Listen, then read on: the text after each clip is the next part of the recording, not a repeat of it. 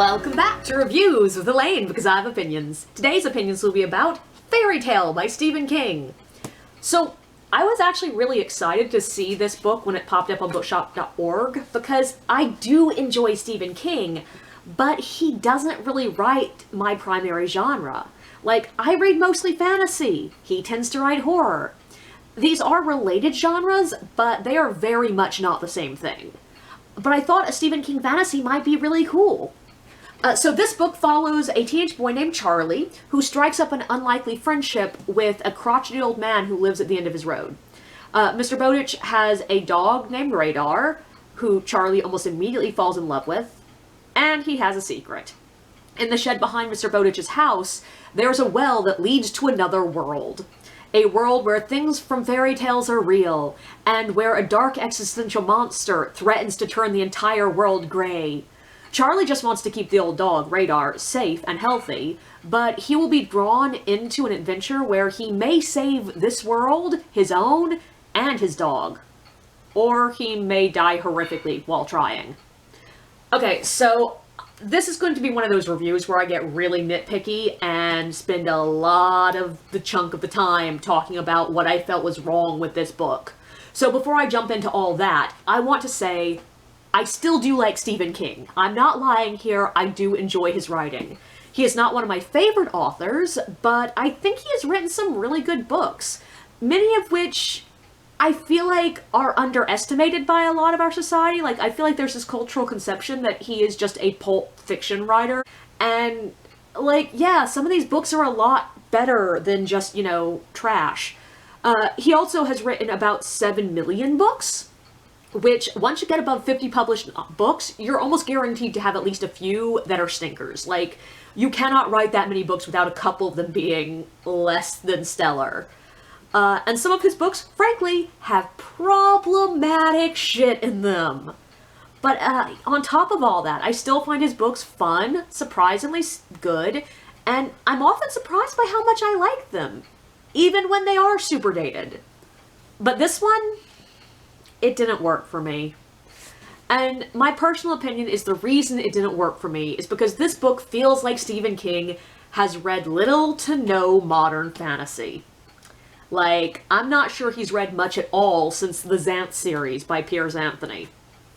For most of this book, I just had the general vibes that he hadn't read much fantasy, but I couldn't put my finger on why I felt that way. Throughout the book, though, we have dozens of references to Lovecraft, to a few to Dracula. We have references to westerns, to thrillers, to King's own work, and to a lot of Turner Classic Movies, and, of course, to books of fairy tales. But the only 2 references to fantasy in the entire book is there's a passing mention of George R.R. Martin, and then there's that reference to Xanth near the end of the book. And when I read that, I was immediately like, that's it.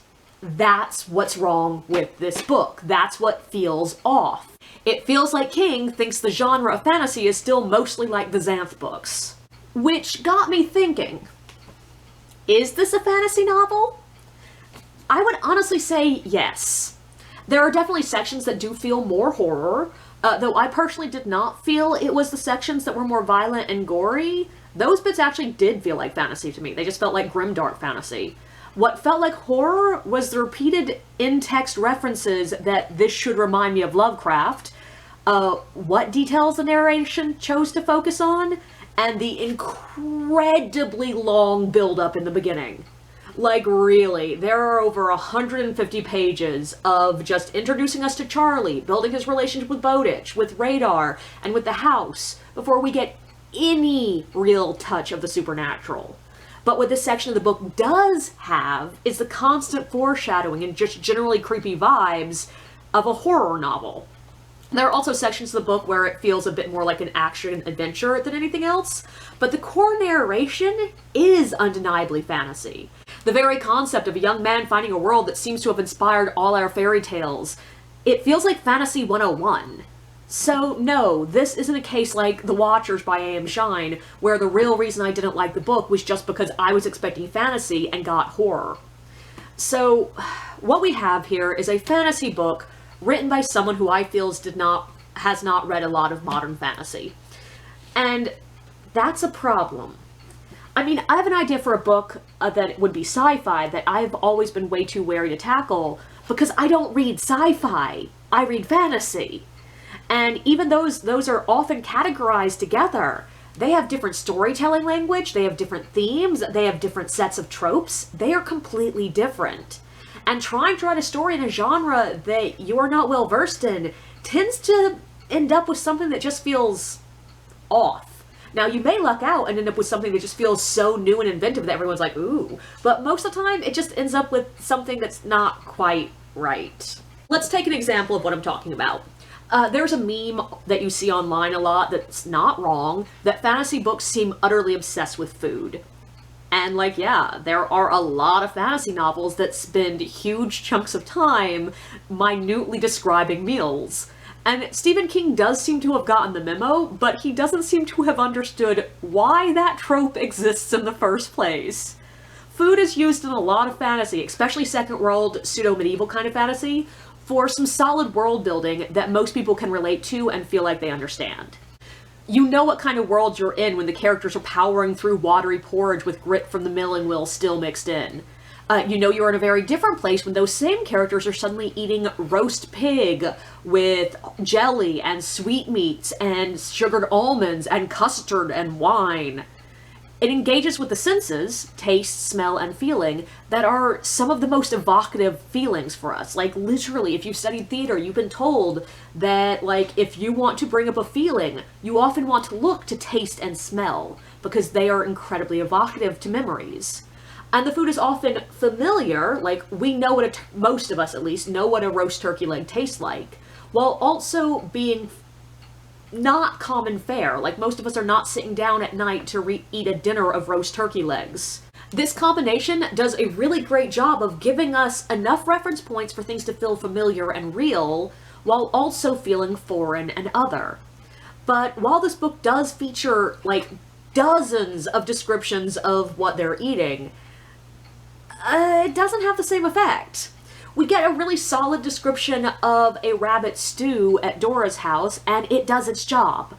It gives me the information that she has food that is hearty and solid, that she takes the time to make it something enjoyable, that it's not too familiar, and it's evocative of a pre-industrial world. But then the rest of the book, the food is just sort of random. Like when Charlie is in the dungeon, the partially cooked meat that's given to the prisoners is a bit of a confusing message. King clearly wanted it to seem a bit nasty, but solid, to show us that Flight Killer and his guards wanted the prisoners relatively healthy, but did not care about their comfort. But the problem with that is meat is expensive. It's hearty, it's rich food, and Charlie himself wonders where the hell it's coming from. Meat is usually used to create feelings of wealth, privilege, and comfort. And yeah, partially cooked does evoke savagery and violence, but usually because the characters have to slaughter the meat themselves, and that is not what's happening here. It's just thrown to them. So the food just isn't doing the work that food is supposed to do in fantasy.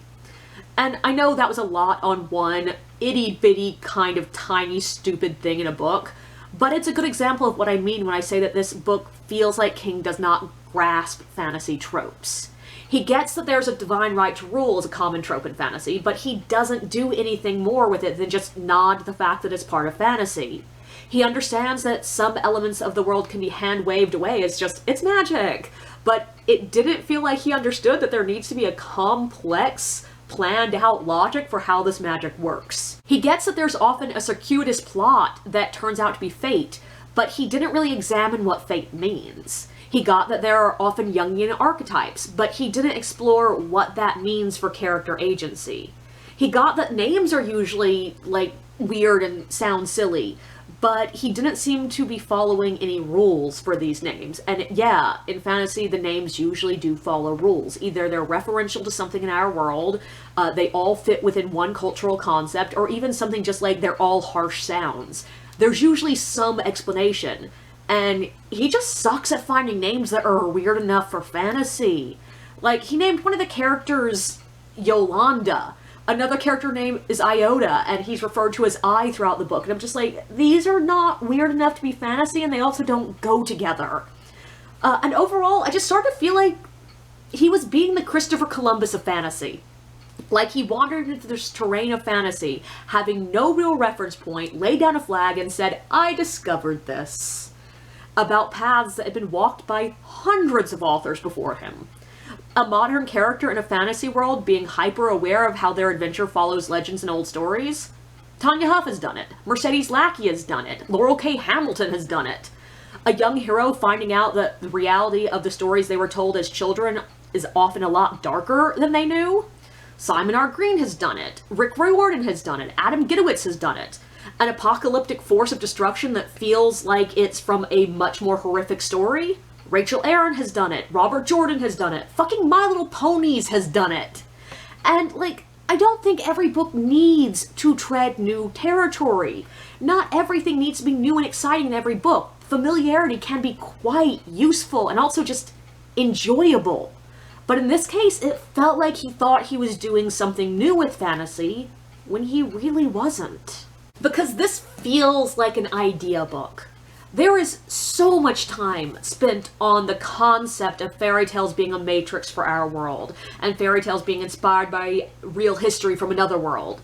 It's clear that King's main drive in writing this was the theme of, like, fairy tales and their connection to our reality. And that's not just a theme that's been done to death. It's been done past death. It is such a core theme to the modern fantasy genre that in most books, it's like air.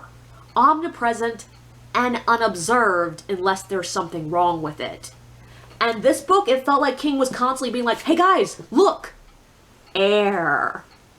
And all of this is the reason that when writing teachers, agents, editors, authors, and advice columnists are asked for advice about writing genre fiction, they almost always say, number one, read books in your genre, preferably recently written books in your genre. And I know I sometimes fall down on that because I like reading older books a lot. But the point is, otherwise, you might end up with a book that is too thoroughly entrenched in the genre for people who don't read the genre, but doesn't understand the tropes well enough for genre readers. The fact that so many common fantasy tropes are just sort of dropped in here without much or really any exploration also makes it feel really dated. The reason the Xanth reference really stood out so strongly to me was because this felt exactly like what it is, a fantasy novel from the 80s. It certainly didn't help that Charlie, our lead, feels like a character from the 80s, or possibly even the 50s at some points. He plays basketball and football, he likes old movies, he quotes his dad all the damn time, he's traditionally handsome, tall, and likable, he loves his dog, he's doing what he's supposed to in order to get accepted to a good college, he's a good boy, and also, he is specifically a good boy out of a feeling of obligation to be. And King tries really hard to give him more depth by giving him a dark side. Charlie talks about being the Dark Prince. He has a couple of moments when he randomly, seemingly out of the blue, does violent things and enjoys doing them. He makes a big deal about the fact that only the Dark Prince could go this way because he's the one that realizes that sometimes violence is necessary. He makes a huge deal about having a dark past, and when it's revealed, spoiler alert here, he was basically just a vandal and a bully when he was a kid. Which I was a little like, you could have just told me he was a traditionally handsome, athletic teenage boy in fiction, and I would have assumed he had a history of bullying. If he hadn't occasionally mentioned his smartphone and YouTube, I would have forgotten that this book was supposed to be set in 2013. But all these traits made him less interesting to me, largely because they made him feel like the male lead from an era when most fantasy was just wish fulfillment for teenage boys. And King does not help that by just being so Stephen King. Like, this is nowhere near his worst example of men writing women, but it still feels like the female characters exist entirely to shriek when there are rats and be the prize for Charlie to win at the end. There are these two female giants who exist exclusively to be monsters, and for some reason I know what their breasts look like. Like, that was unnecessary. There's a woman who our male lead claims to be in love with after having 2 conversations with. neither of which she could talk much in because she doesn't have a mouth. Charlie's love interest does not have a mouth.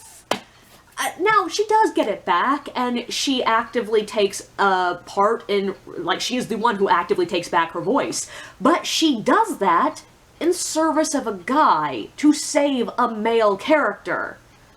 I was happy that, spoiler alert, she does not end up being Charlie's prize at the end of the adventure, but we still get the woman as prize trope, because one of the other random female characters who has been there throughout much of the book but has done absolutely nothing shows up and says, let's have sex. Charlie even thinks at that moment, like, oh, this might be thank you sex. And I'm like, okay, that is an unexplored trope that I wish you had not dropped into the book, but also just, there are a few random lines in this book that are just so Stephen King at his worst, that it honestly took me out of the story entirely. One is a moment when we're in the normal world, and our lead is being hit on by some random girl, and he describes her, then he thinks, she proved that white America ain't all bad. And I'm like, what? Like, A, teenage boys don't think like that or talk like that. Like, what teenage boys are you talking to? But also just like, what? By the way, that character, the female character there, never shows up again, and I'm still not entirely sure why she was in this book. And the other one that just was so bad, I had to stop and post it on Facebook, because I was just like, what is this? Some pussy liquid, not tears, oozed from the corners of his huge eyes. There's a reason that Stephen King has a reputation for his books not having a great relationship with women, and it's shit like that. Like, what? There was no need to sexualize that. But I will give you this. There are a hell of a lot less of those moments in this book than the ones he wrote back in the 70s and 80s. But I also just liked those books better.